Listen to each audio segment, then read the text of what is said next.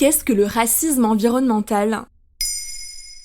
Merci d'avoir posé la question. Le concept peine à émerger en France, mais il s'est répandu rapidement outre-Atlantique. C'est la conscience selon laquelle les violences faites à la planète touchent d'abord certains groupes sociaux, pauvres et souvent racisés, donc non blancs. Selon nos confrères de Reporters, ce racisme repose sur l'idée selon laquelle ces peuples sont des citoyens de seconde zone qui peuvent être sacrifiés au profit de ressources naturelles disponibles là où ils vivent. Et où est-ce que c'est le cas, par exemple ? Surtout dans les pays pauvres ou autrefois colonisés. Prenons l'exemple de l'île de Maré, dans la baie de Salvador au Brésil. Depuis plusieurs années, la vie des habitants et la pêche locale sont menacées par le développement de l'industrie du port d'Aratu. Ce port constitue un poumon économique aux conséquences environnementales dangereuses. L'usine de BTP brésilienne Odebrecht et la multinationale américaine de produits chimiques Dow Chemical sont responsables de fuites toxiques.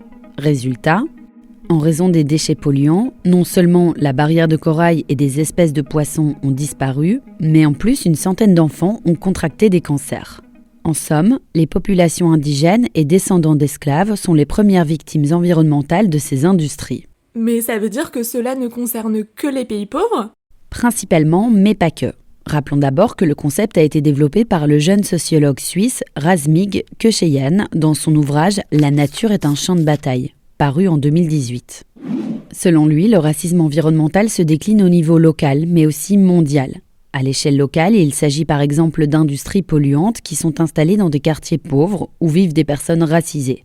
À l'échelle mondiale, le sociologue pointe par exemple des pays riches ou occidentaux qui délocalisent des activités polluantes dans des pays pauvres. C'est le cas notamment de la France, on va le voir. Un propos confirmé par le dernier rapport du GIEC en 2022, selon lequel les effets de la crise du climat sont ressentis de manière très différente selon la classe sociale considérée. Et qu'en est-il de la France ?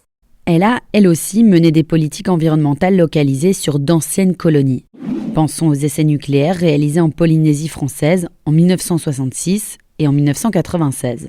Paris faisait exploser près de 200 charges atomiques dans les sols et le ciel de la Polynésie. En juillet 2021, le journal Les Jours rapportait les propos d'Emmanuel Macron en visite à Papeete au sujet des essais. Je pense qu'on n'aurait pas fait ces mêmes essais dans la Creuse ou en Bretagne. On l'a fait ici parce que c'était plus loin, parce qu'on se disait c'est perdu au milieu du Pacifique. Pareil pour le chlordécone, un pesticide toxique autorisé aux Antilles jusqu'en 1993. Il a contaminé les habitants et leur sol, au point d'y faire grimper le taux de cancer de la prostate parmi les plus élevés au monde. Pourtant, ces effets étaient connus et dénoncés.